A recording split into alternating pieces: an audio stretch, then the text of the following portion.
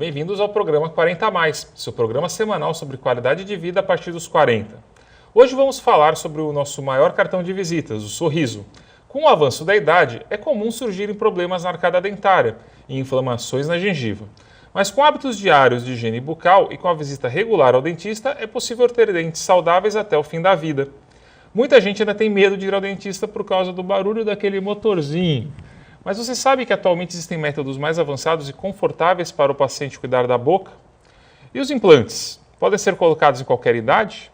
Essas e outras dúvidas serão tiradas hoje com os nossos convidados, os odontologistas Paulo e Luciana Blanc. Boa tarde. Boa tarde. Olá, boa tarde. A pessoa em casa está querendo saber o que eles fazem para cuidar da gengiva, que a gengiva inflamada acaba sendo um problema recorrente, muita gente tem e não tem a menor ideia do que fazer.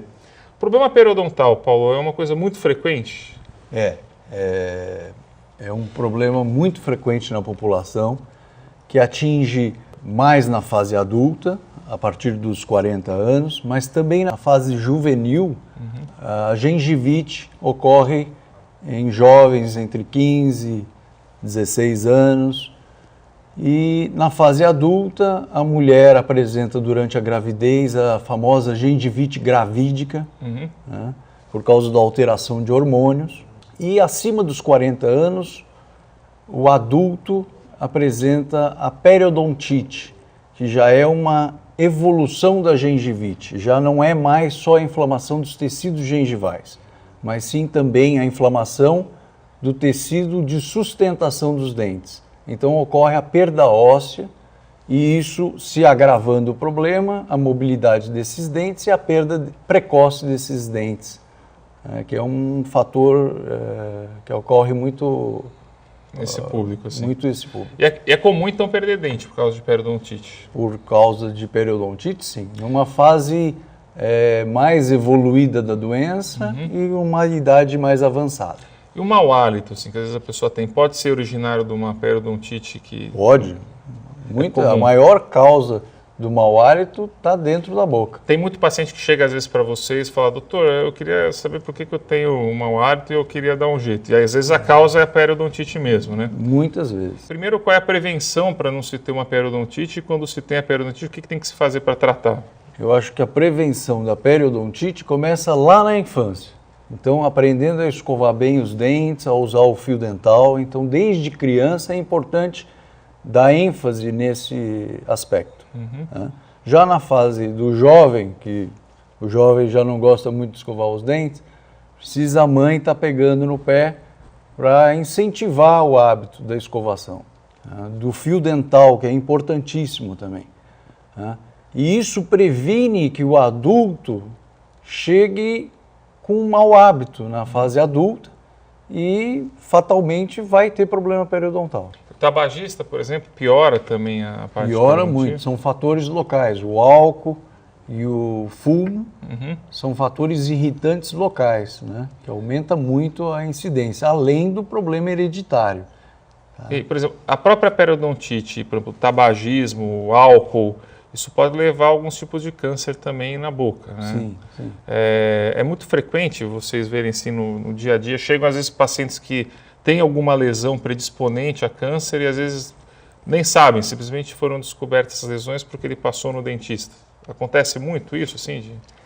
Na verdade, o câncer, o fumo e o álcool são fatores predisponentes para câncer como em geral. Tá? Se você tem esse fator hereditário, às vezes acontece de você chegar no consultório e ter pequenas lesões. Então, hoje a gente trabalha muito com prevenção. Sempre que a gente tiver alguma desconfiança de alguma lesão, se a gente desconfiar, a gente já parte para acompanhar a evolução. Porque as lesões que são cancerígenas, elas evoluem de uma forma e as não cancerígenas de outra forma. Então, o acompanhamento é bem importante. Acaba que, como tudo, a prevenção é importantíssima. Fundamental. Me diga uma coisa, assim, é muito comum a gente ver, principalmente pessoas acima dos 40 anos de idade, que nem o Paulo estava falando, que se queixam muito, não consigo tomar nada gelado, eu não consigo comer nada, porque eu tenho sensibilidade muito grande nos dentes. Geralmente, por que acontece a sensibilidade a calor, a frio? O que acontece na boca de quem, de repente, está até com um processo de inflamação na gengiva e isso altera a boca de alguma maneira geral? Como é que é? Quando existe a doença periodontal, geralmente em pacientes com perda óssea, né, a partir dos 40 anos, mais evidente, existe uma retração gengival acentuada. Quando existe essa retração gengival acentuada, o paciente mostra o colo do dente, né, exposto. Essa exposição do colo do dente, existe ali a dentina. Então já não é mais o esmalte que recobre aquele colo. Então, havendo a perda daquele esmalte ou a retração gengival, expõe o colo. Expondo o colo, você tem uma sensibilidade dentinária. Precisa de tratamento periodontal. É como se fosse a fiação que ficou sem a cobertura plástica, está exposto o fio ali. E aí tem dor. Você tem tratamento para isso. Lógico. E me diga uma coisa, por exemplo, a gente estava falando um pouquinho sobre qualidade de vida, né? Uma coisa que a gente vê muito, e isso está mudando bastante o perfil do idoso, né? O perfil do idoso é que ele quer estar... Antigamente o idoso com 70, 80 anos de idade já não se importava muito com como ele era visto. E hoje, cada vez mais, ele chega aos 70, 80, às vezes até casando de novo, entendeu? E muitos, lógico, ou tem algum dente que está faltando, ou por algum problema odontológico, acabam tendo uma arcada que não é das mais atrativas, vamos dizer assim, né? Os dentes não são tão bonitos quanto era antes. E hoje se fala muito nos implantes, né? Os implantes realmente eles funcionam, como eles funcionam, como que geralmente se faz esses implantes, se faz de uma vez só ou se faz em 2 etapas, como que é hoje o método para isso? Então, falando de implante, é importante que ele realmente melhora sim a qualidade de vida desses pacientes mais idosos, né? Então, pacientes onde eram portadores de próteses totais, dentaduras que ficavam muitas vezes sem estabilidade na boca, a pessoa ficava equilibrando a dentadura com a musculatura. Então hoje ela consegue, através de uma prótese do tipo protocolo, que é essa que eu trouxe aqui para você ver, vários implantes colocados no rebordo ósseo, né, e uma prótese fixada, parafusada, fixa, em cima desse rebordo, o que dá muito mais estabilidade, função mastigatória melhorada, né? Conforto para esse paciente e segurança ao falar. Então, melhorou muito a qualidade. Sim, porque pelo pouco que eu sei da área, eu lembro que uma das preocupações muito grandes, principalmente com pacientes mais idosos, que já tiveram problemas realmente de gengiva e periodontais, é a perda óssea. Né? Que se você vai lá, de alguma maneira, fixar esse implante num osso que está muito fininho, às vezes você tem algumas complicações que são depois difíceis também de tratar. E hoje, com essas soluções mais modernas, pelo que eu estou vendo, isso está evoluindo, né? Então, é importante frisar dos exames, além do exame clínico bem realizado, um exame complementar, que hoje em dia com tomografia computadorizada melhorou muito. Então, tem que se pedir uma tomografia bem realizada e examinar bem a condição desse paciente. Justamente, né? Para avaliar essa quantidade de osso que você falou. Quanto que essa perda óssea vai influenciar na colocação ou não de um implante. Para avaliar bem o caso. Né? Ou seja, como tudo em saúde, tem que ser bem planejado. Bem planejado, exatamente. Bom, vamos para o assunto que foi a brincadeira da chamada, né? Mas que é o bendito do motorzinho de quem faz canal. Hoje o que está mudando nisso, Luca? O que está mudando em termos de endodontia, dessa parte de canal? Quais são as novidades? Olha, a endodontia evoluiu bastante. Graças a Deus, fazer canal já não é mais tanto sofrimento, nem tão demorado. Então, hoje em dia tem aparelhos mais modernos que fazem de uma forma mecanizada, com motores elétricos que não fazem aquele barulhinho chato. Então, aquelas limas que a gente colocava no canal, hoje em dia isso também é mecanizado, a gente trabalha com microscópio, então a gente tem uma visão mais detalhada e ampliada. Então a qualidade do tratamento melhorou e o conforto para o paciente também melhorou, assim como o número de sessões ficou bem mais reduzido. Antigamente eram muitas sessões, às vezes 3 meses tratando um caso. Hoje em dia, nos casos mais simples, a gente faz até em uma sessão, Só alguns casos mais complicados que são mais demorados, mas via de regra são poucas sessões hoje, quando não uma só. Sim, sim. Bom, graças a Deus, como tudo, a odontologia também progride com a tecnologia, né? Bom, vamos por um rápido comercial e voltamos daqui a pouco com o programa 40 a mais. Até lá!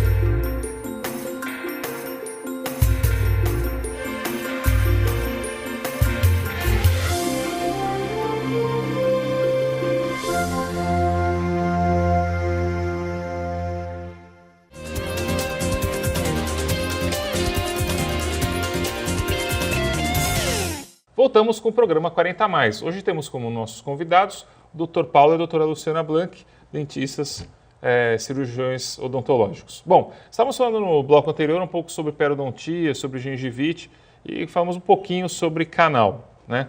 Problema de canal. Bom, qual que é o sintoma mais frequente de problema de canal? É só a dor mesmo? Geralmente quando dá o problema no canal é a dor. A dor é o mais frequente de todos, tá? É o clássico. Mas além da dor, um outro problema bem característico, às vezes, é o inchaço. A pessoa, acordei com o rosto muito inchado. Muitas vezes isso também é um problema de canal. Mas o principal é a dor. Uma dor muito forte, não aquela dor da sensibilidade, que você toma alguma coisa gelada, você sente rápido, passa. Não, é uma dor mais forte que demora mais para passar.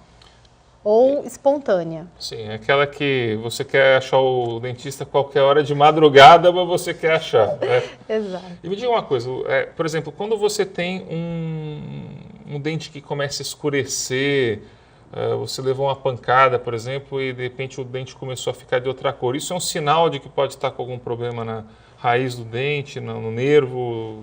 Isso é uma coisa bem comum, a pessoa leva uma pancada e o dente... Às vezes você não sente nada e depois de anos você percebe que o dente está escurecido. Tá? Então você tem que avaliar, muitas vezes pode ter acontecido o rompimento do feixe vascular do dente, levou a uma morte do nervo e da parte vascular desse dente. E é bem característico a gente ter esse escurecimento quando acontece esse problema. O dente fica lá, mas ele, teoricamente, ele não está mais com aquela vida que ele costumava ter. Exatamente, aí você precisa fazer o canal para prevenir que se torne uma infecção, isso mais para frente. Sim. E, por exemplo, a gente estava conversando um pouco aqui que com a vida moderna, hoje todo mundo mais estressado, né? Muitos pacientes, principalmente acima dos 40 anos de idade, acabam tendo ou alguma disfunção de ATM, né, de temporomandibular, ou mesmo em muitos casos bruxismo, de à noite ter uma tensão ali na mandíbula tão forte que começa até a alterar a dentição da pessoa, fora que dá outros sintomas, a dor de cabeça. Existe alguma solução odontológica que ajude nesses pacientes que têm bruxismo? Então, a solução odontológica para esse bruxismo seria o uso da placa de mordida ou da placa miorrelaxante. Tem vários nomes essa placa. Na verdade, a arcada superior está aqui e a gente confecciona uma placa de acrílico que é colocada sobre esses dentes superiores, geralmente, né? O que vai promover um relaxamento muscular. Então a pessoa vai usar isso à noite, né? E com o uso contínuo, né? Mas tem que ser bem avaliado pelo profissional o uso dessa placa, né? Porque ela pode ser usada como meio de um tratamento, né? Por um determinado tempo, até que se ache o problema que está instalado, porque pode ter uma prótese mal adaptada, Sim. Pode ser uma coroa mal adaptada que esteja proporcionando esse ranger dos dentes. Pode né? ser a coroa em casa também que está fazendo. Pode ser. Pode acontecer também, né? Muitas vezes. Ele precisa levar uma boa conversa, comprar um bom vinho, né? Falar, hoje está tudo em paz, né? Exatamente. Só amor. Exatamente. Certo. Eu digo uma coisa, Paulo. Quando a gente fala um pouco sobre o aspecto do dente, realmente, um dos fatores que realmente as pessoas se preocupam é sobre se está mais claro. Todo mundo quer ter dente branquinho, bonitinho, brilhando, né? E então a gente sabe que existem várias técnicas aí para tentar clarear o dente.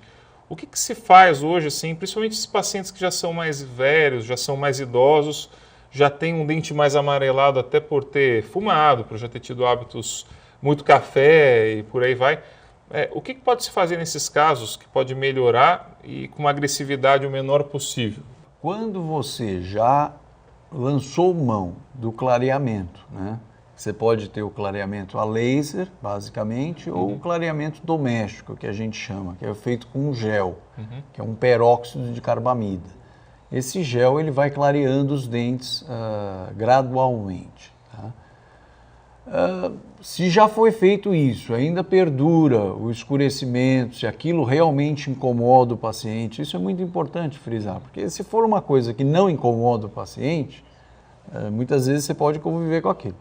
Mas se é uma coisa muito estética que incomoda, você pode lançar mão de uma coroa, que já seria um preparo mais invasivo nesse dente, ou de uma faceta laminada, que seria apenas na frente do dente, né, que preserva a estrutura dental. Bom, e quando, por exemplo, você tem uma pessoa que tem hábitos ruins, quais são as bebidas e os alimentos que devem ser evitados a todo custo para quem quer ficar com o dente bem clarinho? O que costuma escurecer o dente? Café, todos os alimentos que têm muito corante, eles escurecem muito o dente. Então, café, vinho tinto, que eu sei que você gosta, mas alimentos muito industrializados, com muito corante, mesmo o molho vermelho, ele também tem uma pigmentação. Sim. Mas eu acho que principalmente o café e o cigarro são os grandes vilões. E os outros eles escurecem um pouco. Quando o paciente está fazendo clareamento, a gente orienta a não consumir, mas depois eles consumidos dentro de uma quantidade normal, não tem problema. É mais o café e o cigarro. Pode falar. O que mais prejudica é o café, cigarro e álcool. Isso a gente vê nitidamente no consultório. Sim. Existe alguma medicação que pode alterar também a parte dentária, tanto mudando cor ou mudando gengiva, mudando coloração de gengiva? Existem... Em termos de coloração, a medicação que mais altera é a tetraciclina. Tanto que a gente tem aquelas manchas características acinzentadas bem no meio do dente. É a medicação que mais altera a coloração. Tá? E de gengiva, algumas medicações alteram também, mas não tanto. Por exemplo, a gente pega esse público acima dos 40, muitos têm outras doenças, que não só a parte odontológica, mas que afetam os dentes e afetam a boca, né? Por exemplo, diabético. Quais são os cuidados que esses pacientes que têm uma sensibilidade maior por alguma condição de saúde precisam ter em relação à saúde bucal? Na verdade, assim, tanto a medicação como a doença, ela não vai afetar diretamente. O paciente precisa ter a placa dental, tá, ou já uma gengivite instalada, e aí o que ela vai ter é uma resposta aumentada a um problema existente. Então a gente tem que trabalhar mais ainda com prevenção para que ela não tenha a placa, para não ter essa resposta exagerada de inflamação gengival. Sim. O diabético, por exemplo, ele costuma ter mais doença periodontal, por exemplo. Costuma. E qual que é? Diabético descompensado. Descompensado. Então é importante frisar isso. Até numa cirurgia de implantes. Sim. Eu sou diabético, doutor. Tudo bem, mas você está... Quanto que anda a sua diabetes? Está compensada? Você leva a sério? Isso é importante também num exame clínico. Mas Sim. é importante frisar que se o paciente estiver compensado e fazendo a parte de prevenção, ele leva uma qualidade de vida normal, mesmo com a diabetes. E, por exemplo, assim, existe alguma situação especial em que, por exemplo, os implantes eles devem ser evitados e é melhor partir para uma prótese? Num caso, por exemplo, onde o diabético é completamente descompensado, os níveis estão lá em cima, né? É de se avaliar, sim, né? É melhor ele fazer a dieta, melhorar a glicemia, né? E aí partir para um implante, na hora oportuna. Sim. Né? Porque senão você pode ter perda de implante, sim, num caso desse. Para o paciente que não tem uma doença associada, tá? Qual que é a frequência ideal para ele ir num dentista, realmente para prevenir essas doenças? Se você já não tem nenhuma tendência, por exemplo, a ter problema periodontal, já foi avaliado isso pelo clínico, eu acho que a cada 6 meses é o ideal para que se vá visitar o dentista para fazer uma profilaxia geral. Isso é básico. E se for um paciente com alguma doença, menos Se ainda? for um paciente Menos. com alguma doença já instalada, uma periodontite, por exemplo, ele tem que fazer o tratamento periodontal, primeiramente, e uma manutenção a cada 3, 4 meses. Sim. Isso é o ideal. Bom, eu vou encerrando esse bloco por aqui, mas a gente volta daqui a pouco no próximo bloco com o programa 40+. Até lá!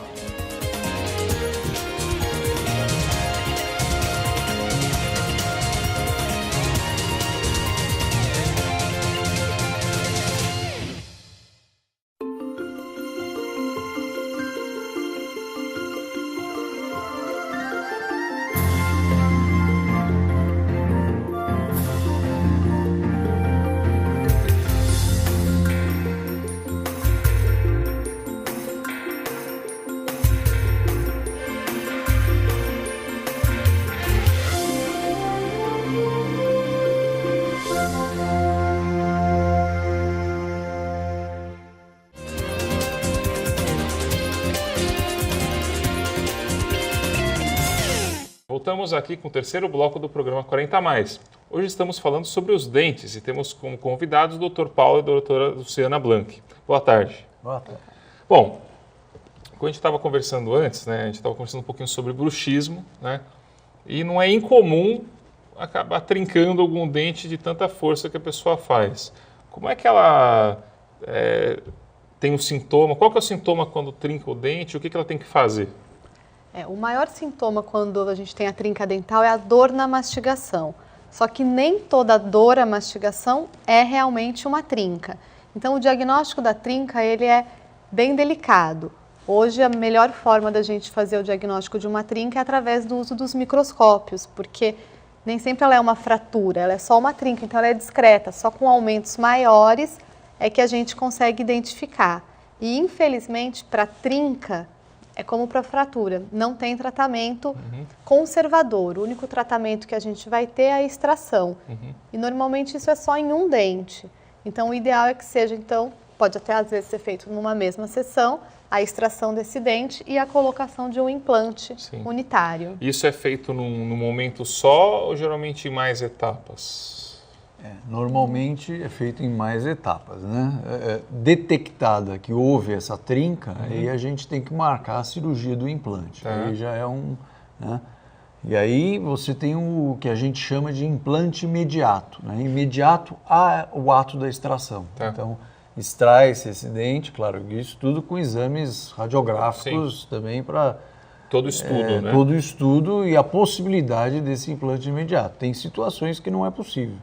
Aí você tem que aguardar a formação de osso e aí a colocação do implante. Sim. Mas normalmente dá. Sim. E um pouco falando de microscopia, hoje, inclusive, um dos adventos aí da odontologia é justamente usar a microscopia também para a área de endo, né? Para a área de canal. Qual a vantagem que o microscópio dá para o tratamento de canal? Assim, o microscópio ele aumenta o que você vê. Então, a gente consegue trabalhar em aumentos de 5 vezes, 10 vezes, 20 vezes, até 40 vezes o que você enxerga. Então, o tratamento é muito mais minucioso, muito mais detalhado. Você enxerga coisas que você não enxergava antes, como trinca, com a presença de algum canal a mais, de uma anatomia diferente. Então, você fotografa no meio do tratamento. Você consegue uma documentação. Melhor.